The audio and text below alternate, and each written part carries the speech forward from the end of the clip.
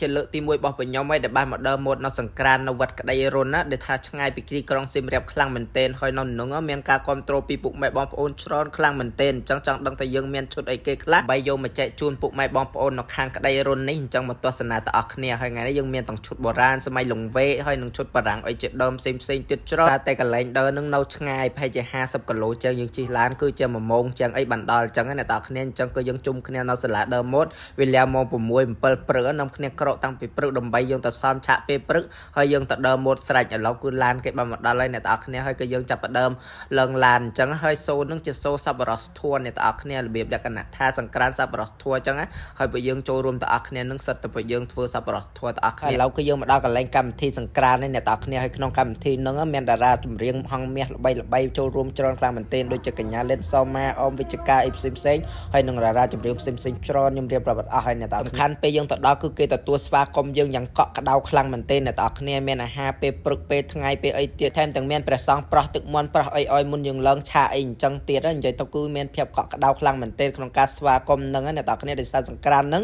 គឺធ្វើនៅវត្តក្តីរុនតែម្ដងអ្នកទាំងគ្នានៅភូមិក្តីរុននឹងពេលខ្ញុំទៅដល់ភ្លាមគឺអត់ចាំយូរទេបន្ទាប់ពីប្រោះព្រមញ៉ាំអាហារពេលព្រឹកអីហើយគឺឆាប់ផ្ដើមសមឆាភ្លាមដោយសារត្រូវផាត់មុខផាត់អីទៀតអញ្ចឹងអ្នកទាំងគ្នាហើយថ្ងៃនេះយើងមានសូ2គឺសូបែបបុរាណហើយនិងសូបែបសម័យសូបែបបុរាណដើម្បីបង្ហាញពីសម្លៀកបំពាក់ខ្មែរយើងបង្ហាញពីការដើរម៉ូតរបស់កូនសិស្សដែលរៀននៅក្លឹបកញ្ញាស្លឹកឈើអ្នកទាំងគ្នាឲ្យតែប្រកួតបានមករៀនគឺមានឱកាសដើរម៉ូតអីចឹងគឺខ្ញុំតែងតែយកប្រកួតដើម្បីទៅបង្ហាញសមត្ថភាពដូចជាភាពក្លាហានបន្ទាប់ពីការសមឆាប់អីភ្លាមហើយពួកយើងរត់ទៅផាត់មុខផាត់អីភ្លាមដោយសារលាកឈុតបុរាណដូចអ្នកទាំងគ្នាដឹងអញ្ចឹងគឺចំណាយពេលយូរខ្លាំងមែនទែនដើម្បីស្លៀកអញ្ចឹងហើយថ្ងៃនេះយើងបានឈុតបុរាណពីសំអាងការផ្សេងដូចជាបងសុធារីសំអាងការបងស៊ីដាំសំអាងការហ៊ីដាសំអាងការនិងអ៊ីកំហៀងសំអាងការនិយាយទៅ4សំអាងការចូលគ្នាតែម្ដងដើម្បីយកឈុតបុរាណដើម្បីឲ្យស្លៀកឲ្យក្មេងៗដោយគាត់បានដើរបង្ហាញនៅលើឆាកអញ្ចឹងហើយពួកគាត់ស្លៀកទៅគាត់ថាឈុតមួយ